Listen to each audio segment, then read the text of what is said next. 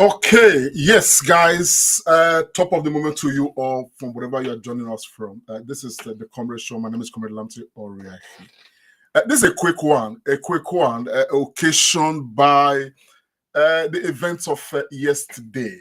Yesterday, I did a short broadcast on the emergence of ADC and, of course, some of the things I've observed and why I believed, it's important for those behind the ADC as a coalition party to look the way of Peter Gregory Obi as the only man that I believe very strongly will be able to stand, as a strong opposition to Bola Ahmed Tinubu. That said, following that broadcast, because I've not been online for a long time, and I have received quite a number of messages. A couple of persons have called me, and that has actually informed this broadcast. Governor Okpebholo, Edo State, plus Asue and Akpata. Please, if you are there, share this broadcast, so we can possibly learn a few things. The reason behind this broadcast is because one of the persons who reached out to me actually made some, I don't know what to say, reservations or whatever, but did make some accusations, I would say, when he went ahead to say that I am not vocal and I'm not criticizing Okpebholo. Is it that, I have, what Nigerians do or what they say, and all of that. Why am I not criticizing Okpebholo? Everybody's criticizing Governor Okpebholo, blah, blah, blah, blah, blah, blah. And I looked at him, even though I do not owe anybody any explanation, so to speak. But I also thought that it's important that I make this broadcast, not just because of these some of these observations, really, but because of a lot of other things. First, I'd like to start with, I have the three major candidates of the last Edo governorship election. And I probably want to start with was Olu Akpata. Everybody, the whole world, everybody who knows me know that I supported and rooted strongly for Olumide Akpata, for the last election. Of course, we all knew, how the election panned out. And today, Bawolo is sat as a governor of Edo State. And of course, I've been listening to a lot of things here and there, and all of that. And I thought that right now I need to see something. But talking about Okpebholo very briefly, and I'll come back to him. I think, to be very honest, I want to be very candid here. For me, I think it is honestly very premature on my own part to start criticizing Okpebholo as the governor of Edo State. I have a posture on this media, and that posture is that I am not under the payroll of anybody. I am not intended to be, so which means that I can always freely speak my mind. And people, I've listened to quite a lot of persons, some people engaged me today in conversations, and there was always a quick reference of comparison between Okpebholo and Obaseki, and I thought it's baseless. The reason for now I think is premature and baseless is because Okpebholo was sworn in November of 2024, and if you look at it, it's probably just about 6-7 months in office. If I want to make any comparison as such, I wouldn't want to do that, because when I remember when Governor Obaseki was sworn in for his second term, and for the first 1 year, Governor Obaseki ran the state with the deputy and the SSG and all of that, and we all gave him all the benefit of the doubt. There are a lot of things around Okpebholo right now that are brewing. Okay, whether they're going to come out positive or negative, we do not yet know. But I think that for my own part, we need to give time and see how things, really, of course, pan out thoroughly. And for those who actually know, you probably will understand that I was one of the most vocal critics of Okpebholo's Okpebholo's, candidacy as then candidate of the APC. I mean, I don't want to go back to all of those things. I supported Olumide Akpata, not because I was very overly confident he was going to win the election, but because he was not part of the establishment. Because Okpebholo was, surrounded by people that I believed, have contributed immensely to the state of Nigeria today. And of course, supported hugely by the current president of Nigeria, whom before Okpebholo's emergence, we've seen that this man, have nothing for Nigeria. And to that extent, my criticism of Okpebholo was that there was no chance that Okpebholo was going to do well. You understand what I'm saying? Now, I hope and earnestly pray that Okpebholo does well as governor of Edo State. Because at the end of the day, it is in our enlightened self-interest, collectively, for anybody that has been elected, selected, whichever one to describe it, as governor of a state or our state in this case, to do well. So irrespective of whatever we have said, I do truly wish and hope that he does well. If he doesn't, I won't be surprised because I've already campaigned seriously like he's not going to do well. But for now, we have to give the benefit of the doubt and allow him run his government. But we are taking notes.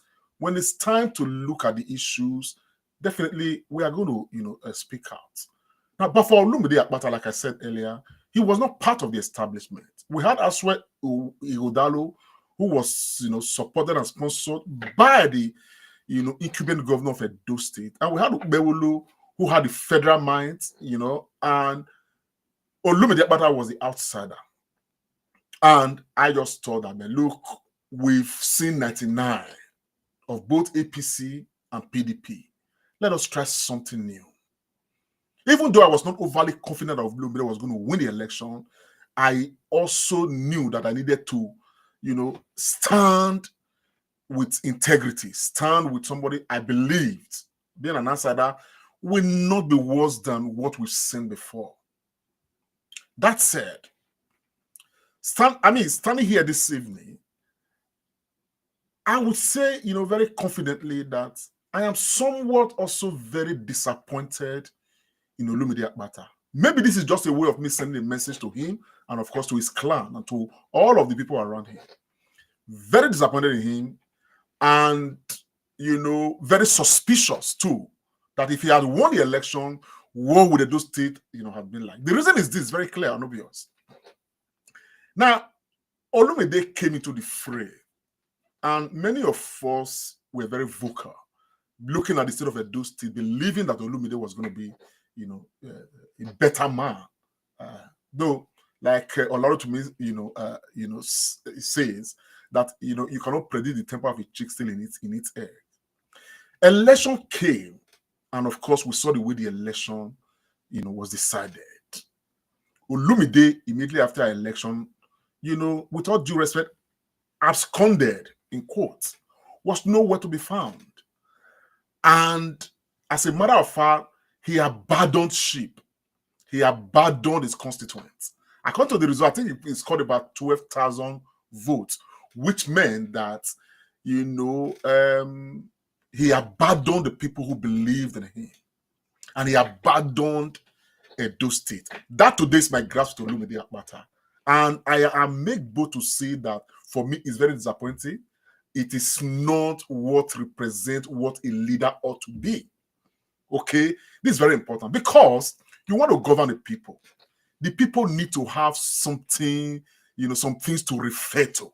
You understand what I'm saying now? Now, when this man had a conversation with me, late yesterday, earlier today, and we discussed this matter, and something just kind of, made me cringe a bit. Today, the word of Edo State and of course the word of Nigeria, is looking up to social media influencers to be critics of government and government policies. The truth of the matter is that the people who stand in the best positions, when it comes to authority, that should criticize whatever is happening in government are those in opposition. Today in Edo State, we are not in Nigeria, we are not hearing from PDP. Today in Edo State, we are not hearing from Labour Party. Nobody is criticizing, Okpebholo. The people who should look at what Okpebholo is doing and say this should not be, that should not be, this should be the way, this should be the way, that should put Okpebholo's government on its toes are those in opposition. Asue Godalo is not speaking out. Well, I probably will excuse Asue because he is still in court. The Supreme Court is here to decide the matter finally. So I may excuse him. But why about Olumide Akpata? This is where I feel very, very disappointed. That as you have lost the election, you wanted to govern Edo State. Now somebody else is the governor of Edo State. Not even a publication to say this is in order that is being done by the government of Okpebholo, or this is not right. Because there are a lot of things flying around. There is the speculation that Okpebholo has borrowed over 100 billion naira. You understand? That is a point, it's a matter that you expect, an opposition, by way of political party, and of course, leaders of political party to speak about in opposition, to say that this is not right. What is going to be done with, and all of that. Let us see. You understand what I'm saying now? Now, that Akpata is not speaking. He's not taking stand with people of Edo State. Honestly, for me, is the height of disappointment. There is no excuse whatsoever. You understand the picture of what I'm saying now? And I do know, I remember that shortly after the election, he lost his father. He's been through the process of burial and every other thing and all of that. And I've been out there trying to see, what is this man doing? In 2027, okay, now ADC is forming now. Everybody's clustering around ADC. Later, they will all take positions. They want to contest as governors, as chairman, as this, as that. And the question will be at that time, in what way did you stand with the people that you are hoping to govern now?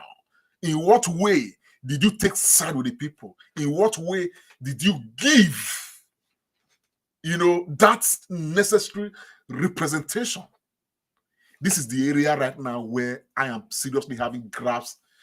I'm very, very dissatisfied with Olumide, Akpata.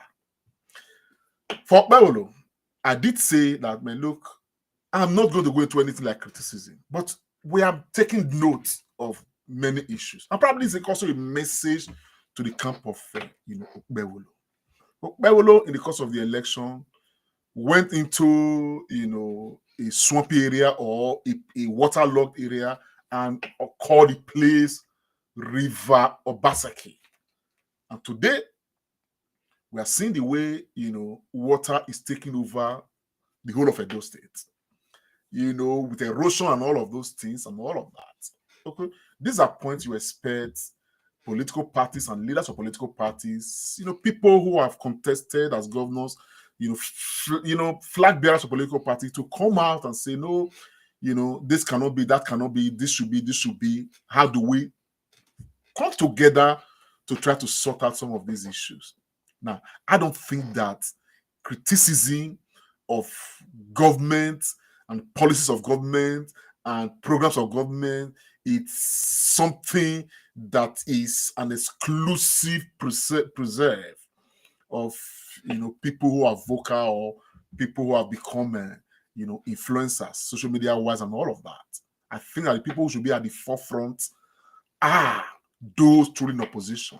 Today in Edo State, the PDP is in opposition, Labour Party is in opposition. They are the ones who should be in the forefront. As a matter of fact, they should even know more than what the other people, what the ordinary, the ordinary Nigerians in the streets, what they know. You understand what I'm saying? Now, it is it is the opposition leaders that others now queue behind to see in reference.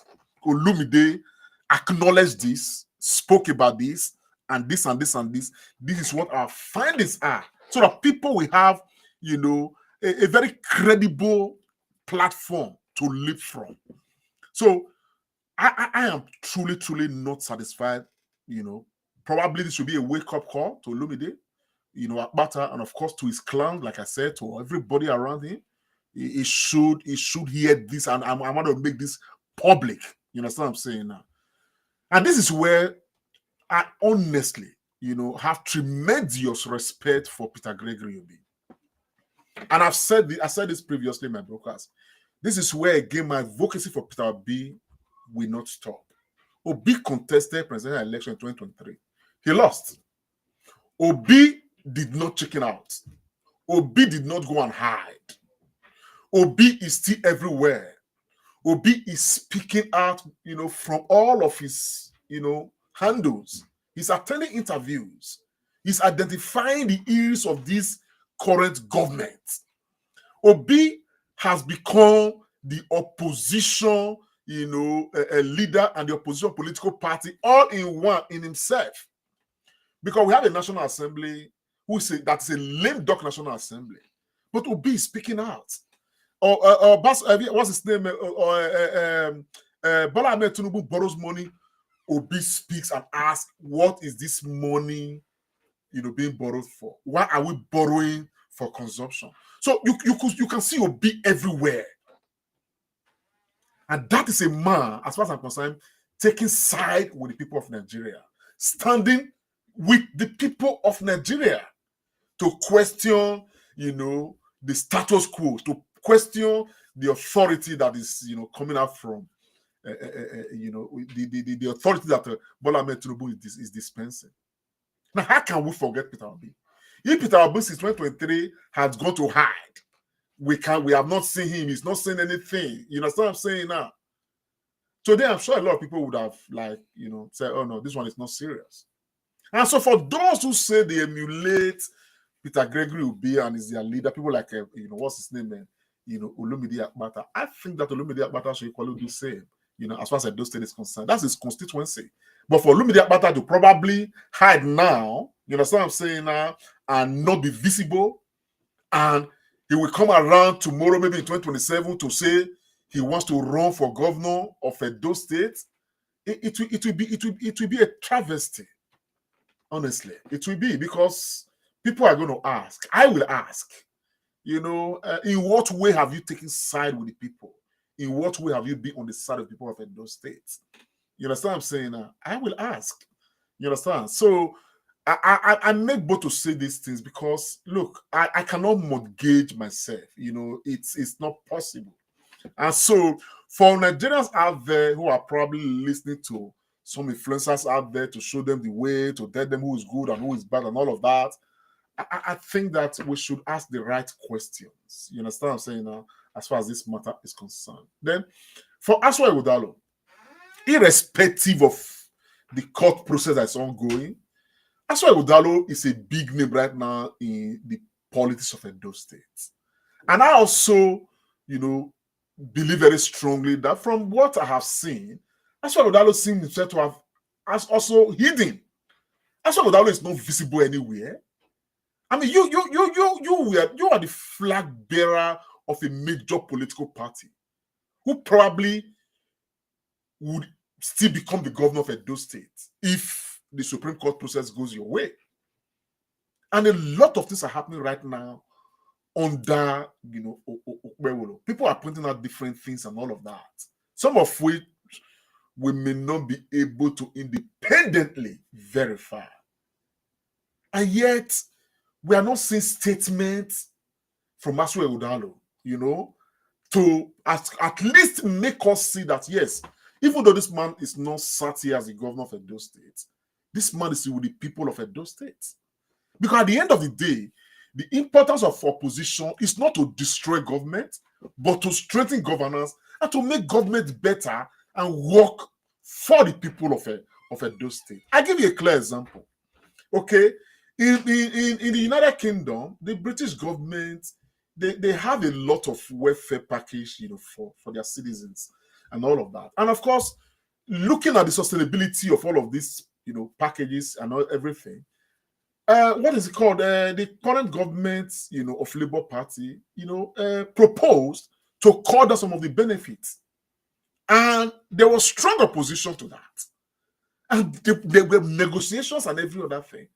And the government, after a few months of, looking at the level of opposition, of course, you retrieve their decisions to say they are no longer going to touch some of those benefits that they had planned to touch, and all of that. And that is opposition making governance better in the interest of the generality of the British people. Now, in our own case in Edo State, we some of us don't see opposition as a destructive mechanism in place. You understand what I'm saying? To make governance not function. I think that the likes of Asue and Edo right now, they occupy a very important position. They have large constituents, large believers, and I think that they should take side with these believers on behalf of all of Edo State people. And look at the current government, look at the policies of government, look at the implementation of the policies of government, and speak. You understand what I'm saying now? And when they speak, whether they issue their statement through their press secretaries or their, anybody in their own team, people know that, okay, Asue Odalo is behind XYZ. That gives strength to even people who are influencers who support them. You understand what I'm saying now? To, of course, credibly speak about some of these things. Unless and until, as a people, we have a functional, opposition in place, there is no way we expect, governance to be better. You understand what I'm saying? You contested the election under a major political party. You lost the election where you were not declared the winner of the election. And then you just went into hibernation. You're only seeing when a court judgment is coming.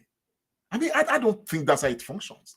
And in 2027, some of you guys are going to be in the forefront of wanting to come, and continue from where you did not stop, to say the people should give you mandate for you, to become, to govern them. Now, the question would be, I will ask, I know many people are going to ask, for the last 4 years, as the case may be, or the last 3 years, as the case may be, in what way did you take a stand with the people? Whether you like it or not, since Obaseki left, okay, it remains to be seen if anything really has changed in Edo State. Now, I also think it is hugely premature right now to begin to compare Okpebholo's 7 months with Obaseki's 8 years. I'm not going to do that. You understand the picture of what I'm saying now? I still hold my stand in my very strong belief that it will be a huge surprise for me if at the end of the 4 years of Okpebholo's tenure, those two people collectively agree that Okpebholo has done well. I'll be hugely surprised. But I hope and pray that he does well. When I see some things like, okay, you are just a few months old in office, and right now, the biggest business of governance in Edo State is to sing the praises of a failed Bola Ahmed Tinubu and to guarantee millions of votes from Edo State. That is what Okpebholo appears to be doing around, which some of us are watching. Like, is this normal? You understand the picture of what I'm saying now? And I know for sure that honestly, that is not right. You understand the picture of what I'm saying now? Where a 5, 6, 7 months old, government in a state that is not yet finding its own footing in governance is singing the praises and organizing, what's it called, programs for the election of a president who has failed, or for me, who is failing. At the end of the day, all of these things we are going to look at, whether they make sense at the end of Okpebholo's 1 year in office or they don't. When Obaseki was governor, at least for the first 2 years, you understand what I'm saying now? And after 2 years, I became critical. You understand the picture of what I'm saying now? And all of that. So I think I'm going to give Okpebholo some time still. Like I said, I had said enough, a lot, before the election. Now I'm waiting to see him succeed. Why I have said this, I also applaud the government for the initiative to construct this overhead bridge along that Bubahi axis. Honestly, if that can be done as a structural, program of the government, and they can bring that to fruition, honestly, I will sing the praise of this government, to high heavens. But I thought that is long overdue. That's a huge, huge initiative.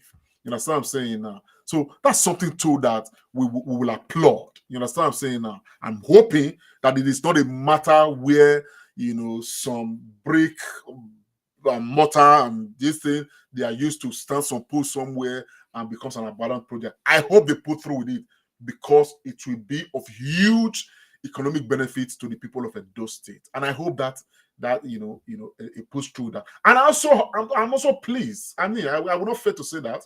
I'm also pleased with the way Governor Okpebholo has, championed,